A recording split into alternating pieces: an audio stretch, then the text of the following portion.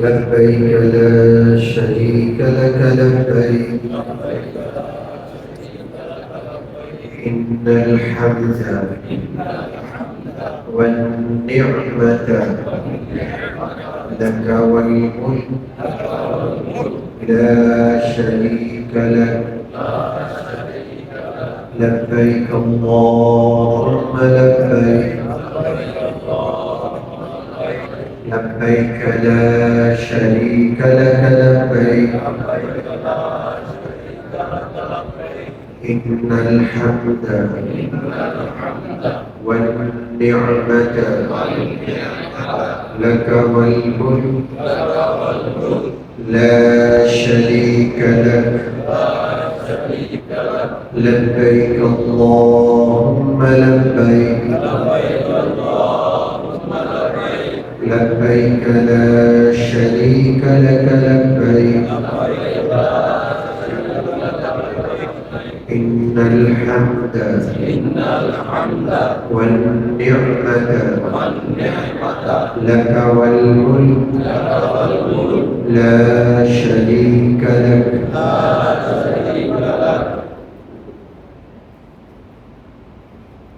সম্মানিত মুসল্লিয়ানে কেরাম,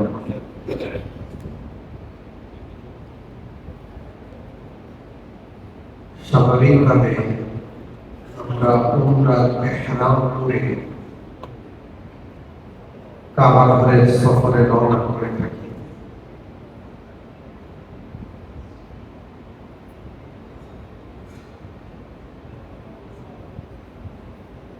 ইহরাম অবস্থায় ইহরামের নিয়ত যখন আমাদের শেষ হবে, 2 রাকাত নামাজ আদায় করার পর আল্লাহর কাছে বলবো, আল্লাহ, উমরার উদ্দেশ্যে ইহরাম করেছি, আপনি আমার উমরাকে সহজ করেন এবং কবুল করেন। এই কথা বলার পরই লাব্বাইক আল্লাহুম্মা লাব্বাইক এটা পড়লে কি হয়ে যাবে? ইহরাম হয়ে যাবে। এই ইহরাম করে আমরা এয়ারপোর্টে যাব অথবা হাজি ক্যাম্পে যাব, যেখানে আমাদের যাওয়া সবকিছু ঠিক হয় সেখানে যাব। একটা হ্যান্ড লাগেজ থাকবে, হ্যান্ড ব্যাগ থাকবে, আর একটা লাগেজ থাকবে, যেটা লাগেজ দিয়ে দিব। হ্যান্ড ব্যাগে আমরা কোনো ধাতব দ্রব্য রাখবো না, কাঁচি রাখবো না, ব্লেড রাখবো না, রশি রাখবো না, ম্যাচ লাইট, গ্যাস লাইট কোনোটাই রাখবো না। আর হ্যান্ড ব্যাগে কি রাখবো? এক্সট্রা ইহরামের এক জোড়া কাপড় রাখবো। আমাদের সাধারণত ইহরাম কমপক্ষে কয় জোড়া লাগবে? 2 জোড়া। কয় জোড়া? এক জোড়া তো পরনে আছে, আপনি কোনটা ইহরাম করে সফর করছেন। আরেক জোড়া হ্যান্ড ব্যাগে কেন থাকবে? আল্লাহ নাম করবেন, বাথরুম সারতে গিয়ে কিন্তু ইহরামের কাপড় পরে আমরা কি না অভ্যস্ত, একটা চাদর হঠাৎ করে বাথরুমের ভিতরে গিয়ে পড়ে গেল, যে কোনো দুর্ঘটনা হতে পারে, নাপাক হয়ে যেতে পারে। আর বিমানের যে বাথরুম, আল্লাহর পাক, এটা মুসলিমরা তৈরি করে। এই জন্য এত পরিমাণ সেখানে বিষয়টা এত নোংরা, এত ছোট্ট জায়গা, একটা মানুষ নোংরা চড়ানো জায়গা, পানি খরচ করার কোনো বিষয়ই নেই সেখানে। অথচ মুসলমান পবিত্রতার জন্য বাথরুম সারা করে কি করে? পানি নেওয়া, তাই না? পানি দিয়ে পবিত্রতা কি করে? অর্জন করে। বিমানের বাথরুমে, ওয়াশরুমে পানি ব্যবহার করার কোনো ব্যবস্থা কি আছে? কোন ব্যবস্থা? কোন অবস্থা? যাই হোক, এই জন্য এক্সেট ইহরামের কাপড় অতিরিক্ত হ্যান্ড ব্যাগে রাখবো, যেন কোনো কারণে আমার ইহরামের কাপড়টা যদি একটু অপবিত্র হয়ে যায়, সমস্যা হয়ে যায়, আমি যেন পাল্টাই আনি আর একটা পবিত্র ইহরামের কাপড় কি করতে পারি? পরিধান করতে পারি। ইহরামের কাপড় বাঁধার পর যখন রওনা করবো, আমার সবচেয়ে বড় কাজ হলো বেশি বেশি তালবিয়া পড়া, বেশি বেশি কি পড়া? তালবিয়া পড়া। লাব্বাইক পড়তেই না, জোরে জোরে লাব্বাইক পড়তে থাকা। কারণ আমি কার ডাকে সাড়া দিয়ে যাচ্ছি? আল্লাহ। আমি যে আল্লাহর ডাকে সাড়া দিচ্ছি, এটা আমার কথায় বুঝাইতে হবে লাভবাই কি মনে করে আদর আখলাক চলা ফেরা নম্রতা ভদ্রতা অন্যকে প্রাধান্য দেওয়া প্রতিটা ক্ষেত্রে বোঝা যাবে যে আপনি খাস লোক, আপনি খাস দাওয়াতে যাচ্ছেন, আপনি খাস মেহমান। উগ্রতা থাকবে না, বদমেজাজি থাকবে না, মানুষের দোষ ধরা থাকবে না। কথা কি বুঝে আসছে ইনশাআল্লাহ? যাই হোক, হাজি ক্যাম্পে কিংবা বিমানবন্দরে আমরা সব কাজ করব সারিবদ্ধভাবে, লাইন থাকে। আমি অন্যদের জুলুম করবো না, আমি সবার আগে যেতে চাই, এটা একটা জুলুম, এটা একটা অন্যায়, মনে রাখতে হবে। আমি আসছি পরে, কিন্তু আমি সবার আগে যেতে চাই, এটা জুলুম। এটা কি মনে রাখবে? এই জুলুম করবো আমরা সবাই লাইন করছে, আমি ক্ষমতার অপব্যবহার করে চালাকি করে যে কোনো ভাবে আমি কি করতে চাই, আগে যেতে চাই। এটা কি বলে না, কারণ কদম কথা আমার আছে না। এটা কি জুলুম? জুলুম, এই জুলুম করবো না ইনশাআল্লাহ। কোথাও এই জুলুম করবো না, সব জায়গায় যেখানে লাইন ধরা দরকার আমি লাইন ধরে ফেলবো ইনশাআল্লাহ। ইনশাআল্লাহ। ইমিগ্রেশন সারার পরে আমাদের বিভিন্ন জায়গায় অপেক্ষা করতে থাকতে হতে পারে, অধৈর্য হবে। সেখানে কারো কথা চলে না, কারো হাত নেই। ট্রাভেলস মালিক, লাইসেন্সের মালিক, আপনি যার সাথে যাচ্ছেন তা এয়ারপোর্টে কোনো কথা চলবে, কিন্তু একজন যাত্রী এয়ারপোর্টে তার কোনো বাহাদুরি আছে, কারো কথা চলবে না। কোনো কারণে দেরি হচ্ছে, আপনি ট্রাভেলস মালিক নিয়ে ভাই এখানে এতক্ষণ বসে আছি, এত দেখি কোথায় আমাদের বিমান, বিমান কোথায়? আপনার কিছু করার আছে বলেন? কোনো কারণে বিমান 2 ঘন্টা দেরি, আপনি গ্রুপ লিডারে বারবার বাজাচ্ছেন, কি করলেন আপনি? এই বিমান 2 ঘন্টা দিলে, বিমান দিলে আমার উপর কারো হাত আছে। এখানে একটা কথা গুরুত্বপূর্ণ বলে রাখি, সেটা হলো যে আমরা গরিব দেশের মানুষ, কম খরচে রোগ করছে, হঠাৎ বিমান দিলে এয়ারপোর্টের ভিতরে আছে, এয়ারপোর্টের ভিতরে এয়ারপোর্টের বাহিরের তুলনায় খাবারের দাম অনেক বেশি, শুধু বেশি না, অনেক অনেক বেশি। এক কাপ কফি, এটা যদি কফিটা যদি বাইরে 20 টাকা 25 টাকা হয়, এয়ারপোর্টের ভিতরে 100 টাকা, ভেতরে বিশেষে 300-500 টাকা আছে। এখন এই জন্য আমরা খরচ করতে অভ্যস্ত, এই জন্য কিছু শুকনা খাবার নিজের কাছে রাখবো, যখন প্রয়োজনে আমি খাইতে পারি। শুকনা কিছু পানি রাখবো, যখন প্রয়োজনে আমার গলা শুকিয়ে গেলে আমি কি করতে পারি, একটু পানি দিয়ে গলাটা ভিজায় রাখবো ইনশাআল্লাহ। প্রয়োজনে যখন 3 জনকে দিতে পারি, মেহমানদারি করতে, কারণ আমার পাশে যারা আছে সব আল্লাহর মেহমান, সব একরাম ওয়ালা। এনারা কার মেহমান? আল্লাহ। সবচেয়ে গুনাহগার আমি, আর সবাই আল্লাহর মেহমান, ওরা আমার চেয়ে ভালো ইনশাআল্লাহ। ইনশাআল্লাহ লাভবাইক করব, বেশি বেশি কি করব? কোথাও বসছি লাভবাইক করতে থাকবো, উঠলাম লাভবাইক করতে থাকবো, বিমানে উঠছি, সিঁড়িতে উঠছি, কারোর সাথে দেখা হলো লাভবাইক করতে থাকবো ইনশাআল্লাহ। লাভবাইক করব কিসের অনুভূতি নিয়ে? হাজিরের অনুভূতি। আমি হাজির হতে যাচ্ছি, আমাকে ডাকছেন, কে ডাকছেন? আল্লাহ। আমাকে ডেকেছেন, কে ডেকেছেন? আল্লাহ। আমি যতবার লাভবাইক করব আমার ভিতরে কিসের অনুভূতি থাকবে? আমি এক জায়গায় হাজিরি দিতে যাচ্ছি, আমার নাম এসেছে সেই জায়গায় যাওয়ার জন্য, এই নাম বহু আগে লেখা হয়েছে, এবার আমি সেই সুযোগটা পেয়েছি, আমি হেরামের কাপড় পরছি, বারবার আমি হাজিরের অনুভূতি নিয়ে কি করবো? লাভবাইক করব। হাদিসে আছে যে বান্দা ইহরাম অবস্থায় লাভবাইক করে, তার পাশে যত পাথর, মাটি, গাছ, পালা, পাতা, লতা সব তার সাথে লাভবাইক করতে থাকে। করবো ইনশাআল্লাহ। এয়ারপোর্টের বিভিন্ন জায়গায় অপেক্ষা করবো, কোথাও লাইন ভঙ্গ করবো না, ঘোরাঘুরি করবো না ইনশাআল্লাহ।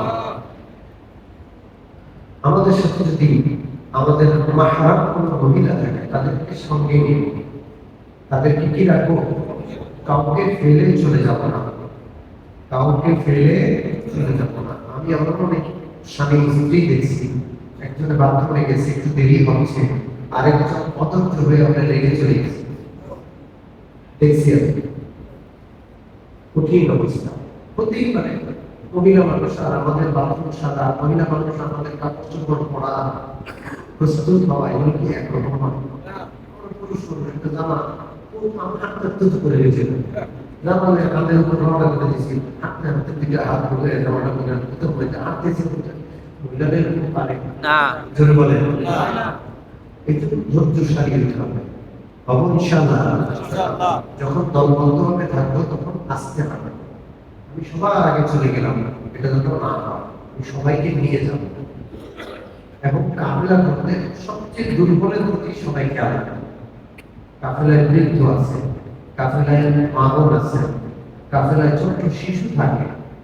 কথা কি বুঝে আসছে? দুর্বলদেরকে নিয়েছো, দুর্বলদের উসিলায় রহমত আসে।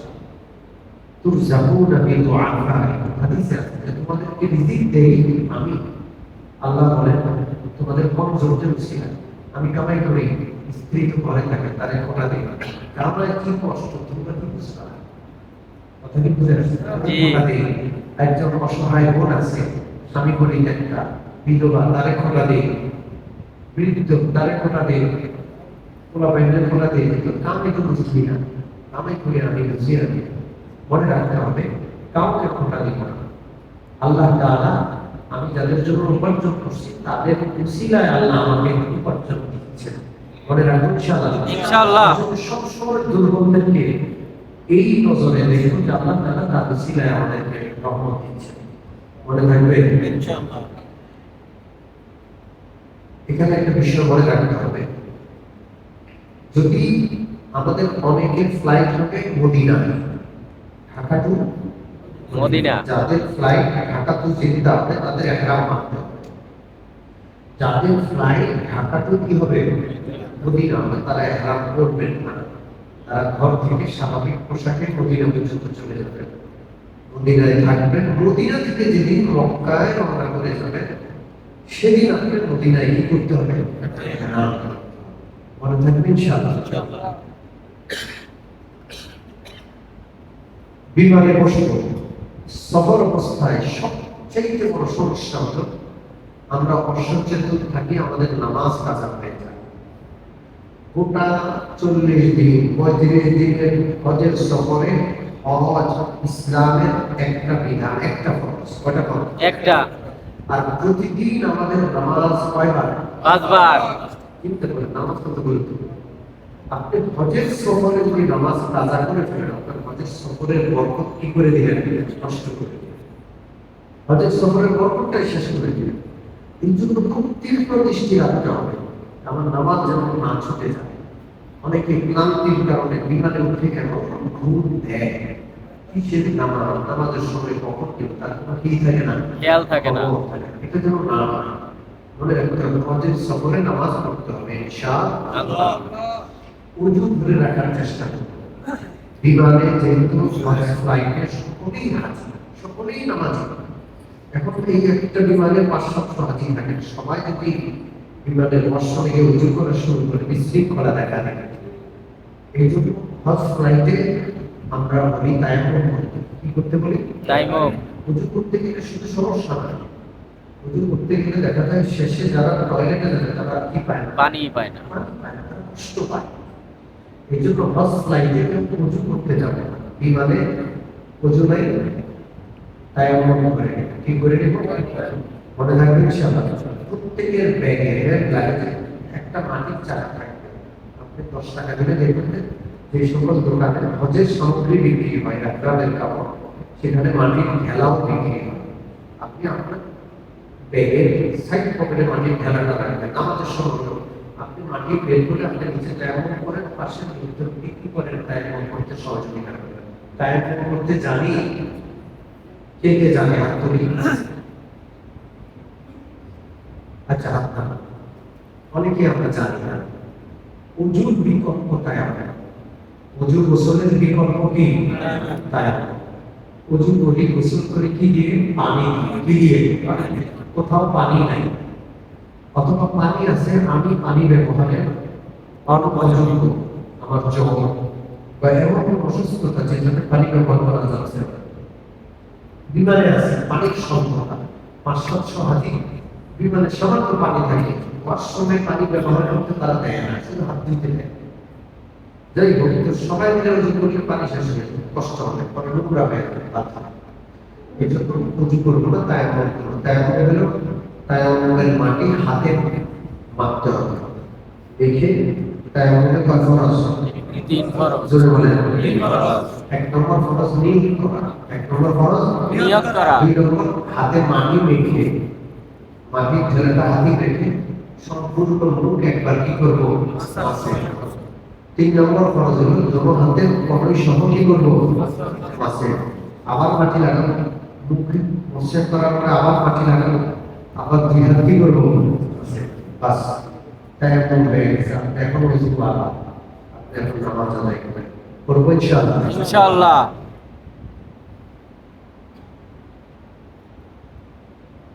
বিমান থেকে জেদ্দায় নামার পর ঘোরাঘুরি করব। আগে একটা সময় আমরা অযোধ্যা করেছি, জেদ্দা বিমানবন্দরে অনেক সময় লেট হয়ে, এখন ব্যবস্থাপনা অনেক উন্নত হয়েছে, এখন আর দেরি হয় না, সামান্য সময় লাগে। জেদ্দা বিমানবন্দরে এখন নামার পরে ইমিগ্রেশন ছাড়তেও সময় কম লাগে, ইমিগ্রেশন সারা পরে বাসে উঠতেও সময় কি লাগে? কম লাগে, আগের তুলনায় অনেক কম লাগে। তাও 1-1.5 ঘন্টা 2-3 ঘন্টাও লাগতে পারে, ক্ষেত্র বিশেষে আরো বেশি লাগতে পারে। মানসিকতা নিয়ে যাবো যে আমাকে অপেক্ষা করতে হবে, কি করতে হবে? অপেক্ষা করতে হবে, ঠিক আছে ইনশাআল্লাহ। কোনো সময় কোথাও এই সকল বিমানবন্দর, জেদ্দা বিমানবন্দর, বাংলাদেশ, এই সফরের এই মুহূর্তগুলোতে ট্রাভেলস এজেন্সির মালিক হোক, লাইসেন্সধারী হোক, আপনার গ্রুপ লিডার হোক, কারো কোনো হাত নাই। কথা কি বুঝে আসছে? বাসের ভিতরে ঢুকি আপনাকে বসায় আছে, ওখানে যারা ব্যবস্থাপনায় রয়েছে সৌদি, তারা যদি ক্লিয়ারেন্স না দেয়, এই বাসের ভিতরে আপনি ঘন্টাকে ঘন্টা বসে থাকেন, ড্রাইভার বাস ছাড়বে, ঠিক কিনা? ওরা ক্লিয়ারেন্স দিলে ড্রাইভার বাস ছাড়বে। এই জন্য আপনি সেখানে গ্রুপ লিডারকে দায়ী করে কোনো ফায়দা নাই, লাইসেন্সের মালিক, ট্রাভেলসের মালিককে দায়ী করে কোনো বিনাই ফায়দা নাই, সেগুলো আপন গতিতে চলবে। অনেকের ক্ষেত্রে ভাগ্য ভালো, অল্প সময় তারা বাস ছেড়ে দিয়ে নৌকা চলে যাবে, আর অনেকে দেখা যায় ঘন্টাকে ঘন্টা সেখানে বসে বসে কাটে, এটা ভাগ্যের ব্যাপার। এই সফরের কষ্টগুলোকে সৌভাগ্যের বিষয় মনে করবে। কিসের বিষয়? সৌভাগ্যের বিষয়। হজের সফরের কষ্ট হবেই হবে। আপনি যদি ভিআইপি প্যাকেজে যান, কোটি টাকার প্যাকেজেও যান, সমস্ত সুবিধা আপনার জন্য সব রেডি, এরপরেও দেখবেন কিভাবে এমন এমন কষ্ট, এমন এমন মুসিবত আসবে, আপনি সেটা কল্পনাও করবেন না। এটা আল্লাহ তাআলাই কষ্টটা দেন, কারণ হজ এটা কষ্টের ব্যাপার। হযরত ইব্রাহিম, ইসমাঈল আর হযরত হাজরাকে যে পাঠাইছেন, কষ্ট ছিল কি ছিল? ছিল। ছিল বলেন। কাবা ঘর তৈরি করেছেন, এরপরে কাবা ঘরে এই হাজার হাজার বছর যাবত মানুষ হাতি সাঁতরা যাচ্ছে, কষ্ট করে যাচ্ছেন কিনা? জি। আমরা ঘন্টায় চলে যাই, কয়েক ঘন্টায় আমরা মক্কায় পৌঁছে যাই, আর তারা কয়েক বছরে মক্কায় যায়। হজের সফর করতে গেছে, সবার কাছে চির বিদায় নিয়ে গেছে, আর ফিরে আসে না, কেউ জানে না কোথায় কখন গেছে। এরকম ঘটনা আছে না? আছে। হাজার হাজার লাখ লাখ ঘটনা আছে। তো সেই তুলনায় আমাদের হজ কত সহজ, আল্লাহ কত সহজ করে দিয়েছে। আলহামদুলিল্লাহ, আলহামদুলিল্লাহ। আমরা এসিতে সফর করি, বিমানে এসি, এয়ারপোর্টে এসি, বাসে এসি, মক্কার রোডে এসি, মক্কার হারাম শরীফের ভিতরে এসি, বরং এসিতে থাকতে থাকতে কি হয়ে যাচ্ছে? অসুস্থ হয়ে যাচ্ছে। এত আরামের মানুষ, এরপরে কিন্তু একটু কষ্ট আসলে সেটাকে সৌভাগ্যের বিষয় মনে করবো, যে হয়তো এই কষ্টের মাধ্যমে আল্লাহ আমার ধৈর্যের পরীক্ষা নিচ্ছেন। আমি যদি ধৈর্য ধরি, আল্লাহ শুকরিয়া আদায় করি, আল্লাহ হয়তো এইটার কারণে আমার হজটাকে কি করে দিবেন? কবুল করে নিবেন। আমার অন্যান্য ভুল ত্রুটি মাফ করে হজ কবুল করে দিবেন। এই জন্য কষ্টগুলোকে সৌভাগ্যের বিষয় মনে করবো ইনশাআল্লাহ।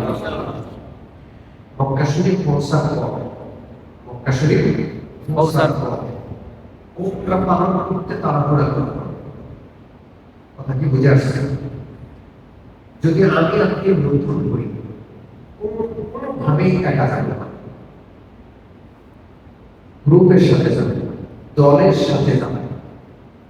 অনেকে মনে করে সারা দুনিয়া আমি চিনি, ঘুরছি, মসজিদে আমি দেখছি, টিভিতে দেখছি কাবাঘর সাফা মারওয়া, আপনি ঢুকবেন এরপর হারায় যাবেন, এরপর আপনি আপনার হোটেল খুঁজে পাবেন না, আপনার সাথীদেরকে খুঁজে পাবেন না, প্রথমবার গেছেন এখনো মোবাইলটা ভালো করে নেন নাই, নিজের নম্বরটাই নিজের মুখস্থ নেই বা সাথীর নম্বরটা এখনো মুখস্থ করে সারেন নাই। কি যে দুর্ভোগ, কি যে দুর্গতি, কি যে কষ্ট বলে শেষ করা যাবে না। এই জন্য আপনি যদি অভিজ্ঞ না হন, আপনি যদি নতুন হন, তাহলে আপনি হোটেলে গিয়ে অবস্থান করবেন এবং গ্রুপের সাথে, হ্যাঁ ভাই বলছেন, হোটেলে গিয়ে সবচেয়ে সবার আগে কি কাজ করবো? হোটেলের কার্ডটা, ভিজিটিং কার্ড, কিসের কার্ড? Visiting card. হোটেলের ভিজিটিং কার্ড নিয়ে হোটেলের অবস্থানটা আমি খুব ভালো করে দেখি, বাইরে দাঁড়ায় দেখবো। বিশেষ করে রাতের বেলা হারায় বেশি, রাতের বেলা কি করে? হারাই বেশি। আপনি 2-3 দিন থাকলে সব চিনে ফেলবেন, আলহামদুলিল্লাহ, এতটুকু যোগ্যতা আপনার আছে। কিন্তু প্রথম দিন গিয়ে আপনি হারাবেন, প্রথম দিন হারানোর আশঙ্কা থাকে, সমস্যা। এই জন্য একা একা যাবেন, গ্রুপের সাথে যাবেন, ঠিক আছে? ইনশাআল্লাহ ইনশাআল্লাহ। যিনি অন্তত 2-3 বার হজ করেছেন, উমরা করেছেন, তার সাথে যাবেন, যে আমি আপনার সাথে যাবো, হাদিস সাহেব আমাকে নিয়ে যাবেন, আমি আমাকে রেখে যাবেন না। কথা বুঝে আসছে? তাদের সাথে গিয়ে উমরা পালন করবো ইনশাআল্লাহ। যদি সফরের অনেক ক্লান্তি থাকে, আমার পরামর্শ, সফর করে যেতে হবে, আপনি মক্কায় পৌঁছলেন, শরীর ভেঙে চুরমার, আমার পরামর্শ হলো এখন আপনি উমরায় যাবেন, এখন আপনি তওয়াফ করতে যাবেন না, কারণ আপনি সারা জীবন শক্ত লালন করে একটা আবেগ নিয়ে আসছেন। আপনি এত কষ্ট করে গেছেন, এত ক্লান্ত, এত পরিশ্রান্ত, আপনি এখন কাবা ঘরে তওয়াফ করবেন, আপনার আবেগটা জাগ্রত হবে না। আপনার সে আবেগ নিয়ে তওয়াফ করা উচিত, সাই করা উচিত। সে আবেগটা কাজ করার জন্য আপনাকে বিশ্রাম নিতে হবে। প্রয়োজনে একদিন বিশ্রাম নেন, অসুবিধা নেই। রাত্রে খাওয়া দাওয়া করে যখন একটা প্রশান্তি, তখন আপনি আস্তে আস্তে করে আপনার গ্রুপের সাথে কাবা ঘরে গেলেন, তওয়াফ করতে গেলেন। বলে থাকবে ইনশাআল্লাহ। আমাদের কিন্তু লাভবাহিক চলতে থাকবে। কি চলতে থাকবে? লাভবাহিক। কাবা ঘরের মক্কা শরীফে আমাদের রাহবার যিনি থাকবেন, তার সাথে কাবা ঘরের ভিতরে, মসজিদে হারামের ভিতরে ইনশাআল্লাহ আমরা আস্তে আস্তে আগাবো। যখন কাবা ঘরের কাছাকাছি, প্রথম দৃষ্টিতে কাবা ঘরের দিকে তাকিয়ে বান্দা যে দোয়া করে, আল্লাহ সেই দোয়া কি করেন? কবুল করেন। এই জন্য অপেক্ষায় থাকে, মনে মনে অনেক সংকল্প পরিকল্পনা করবো যে আমি এই দোয়া, আপনি যেই দোয়া প্রথম করবেন সেই দোয়াটা কি হয়ে যাবে? কবুল হয়ে যাবে। অনেকে জিজ্ঞেস করে যে হুজুর কি দোয়া করব, কোন দোয়াটা করা যায়? আমার তো অনেক চাওয়া, কোনটা চাইবো? তো এক আল্লাহ আমাকে বলতে শুনেছি, কাবা ঘরের প্রথম দর্শনে যে দোয়াটা করবেন সেটা হলো, আল্লাহ যতদিন আমি এখানে অবস্থান করব, আমি যত দোয়া করবো সব দোয়া গুলো সুবহানাল্লাহ। যত দোয়া করবো সব দোয়া কি করে? এই একটা দোয়া কবুল হলে সব দোয়াই কি হয়ে যাবে? ঠিক আছে ইনশাআল্লাহ। পবিত্র কাবা ঘরকে দেখে প্রথম দৃষ্টিতে খুব মহব্বতের সাথে থাকা, এই ঘরটাকে দেখার জন্য আপনার সারা জীবনের স্বপ্ন, এই ঘরটার কাছে যাবেন, এই ঘরটাকে ছুঁয়ে দেখবেন। এই ঘরটা কার ঘর? আল্লাহ। এই ঘরটা তো ওই ঘর মুহাম্মদুর রাসূলুল্লাহ সাল্লাল্লাহু আলাইহি ওয়াসাল্লাম, হযরত আদম তওয়াফ করেছেন, হযরত ইব্রাহিম এই ঘর নির্মাণ করেছেন, ইসমাঈল তওয়াফ করেছেন। এমন কোন নবী নাই যিনি এই পবিত্র ঘরের কি করেন নাই? তওয়াফ করেন নাই। আমি আপনি কে? গুনাহ ছাড়া আমাদের সঞ্চয় কি আছে? কিছুই নেই। এমন গুনাহগার বান্দাকে আল্লাহ এই ঘরের মেহমান বানিয়ে নিয়ে আসছেন। এই চোখে ঘর দেখবো কল্পনা যোগ্য করছি, এই চোখে এই ঘর দেখার পর্যন্ত আল্লাহ এই কল্পনাগুলো করে আল্লাহর কাছে খুব কাঁদবে। আমার অনুপযুক্ততা আর আল্লাহ কত বড় দয়া, এই স্মরণ করে কি করবো? খুব কাঁদবো, খুব শুকরগুজারি করবো। রাজি আছি ইনশাআল্লাহ। অনেক কান্নাকাটি করার পরে লাভবাহিক করতে করতে কাবা ঘরের কাছে যাবেন দলের সঙ্গে। মনে রাখবেন, যখন তাওয়াফ শুরু হয় ততক্ষণ পর্যন্ত দল থাকে। তাওয়াফের চক্কর শুরু হওয়ার পরে দল ঠিক রাখা কি হয় না? সম্ভব হয় না। এটা একটা চক্র, চলতেই থাকে। হাজার মানুষ একসাথে কি করতে থাকে? ঘুরতেই থাকে।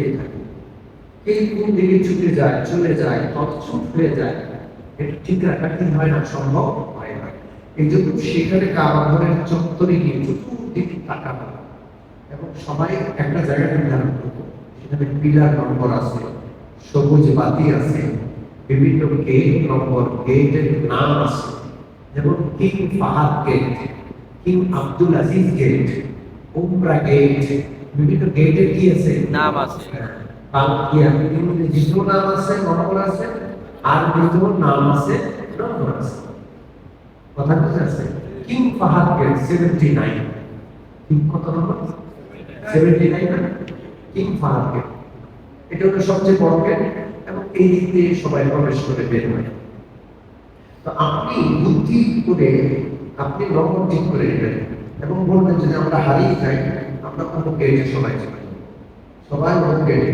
এখন আপনার আপনার তাওয়াফ শেষ হয়েছে 5 মিনিট আগে, আপনি সেখানে গিয়ে বসলেন, আরেকজন আসলে 5 মিনিট করে, আরেকজন আসলে আরো 5 মিনিট করে, 15-20 মিনিট, আধা ঘন্টা থাকার পর দেখবেন যে একে একে সবাই কি হয়ে গেল, ওই নম্বরের গেটের নিচে বা ওই নম্বরের পিলারের নিচে বা ওই নির্দিষ্ট জায়গাটা যেটা চিহ্নিত করলেন, সেখানে সবাই কি হয়ে গেল, একত্রিত হলো। সবাই কি আমার সাইডে যাবে। কোথায় যাবেন?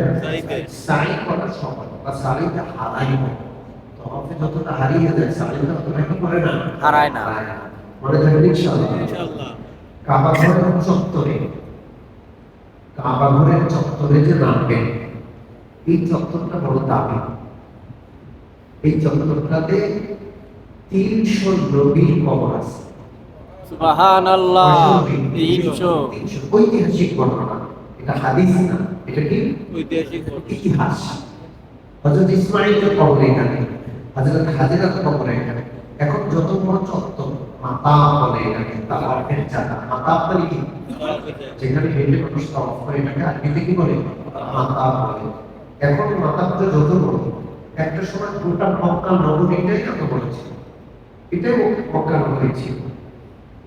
এখানে কবরস্থান ছিল, এখানে কেউ মারা গেলে দাফন করা হতো। হযরত হাজরাত কবর এখানে, হযরত ইসমাঈলের কবর এখানে, এবং ইতিহাসে দেখে 3 শতাধিক নবীর কবর এখানে।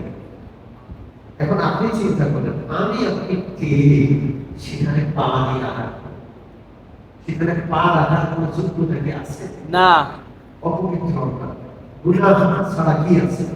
আল্লাহর কাছে আল্লাহ এই পবিত্র জমিনে যেখানে নবীরা শুয়ে আছেন, হযরত হাজেরা শুয়ে আছেন, ইসমাঈল আলাইহিস সালাম শুয়ে আছেন, এখানে পা দিয়ে আমি কেমনে হাঁটবো? আল্লাহ, আমি তো গুনাহগার, আপনি যেহেতু এই জমিনে আমাকে নিয়ে আসছেন, এখানে পা রাখার আগে আপনি আমাকে পবিত্র করে দেন, এই জমিনের উপযুক্ত বানায় দেন, আমরা অনুপযুক্ত রাখেন না।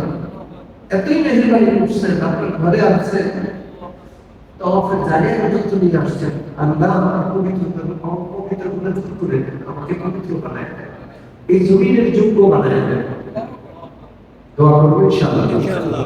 এখন লাভবাহিক করতে করতে আমরা কোথায় যাব? কাবা ঘরে হাজরে আসওয়াদের কোনায় যাব। কোন কোনায় যাব? হযরতে জোরে বলেন। আসওয়াদের হাজরে আসওয়াদের কোনায় যাব।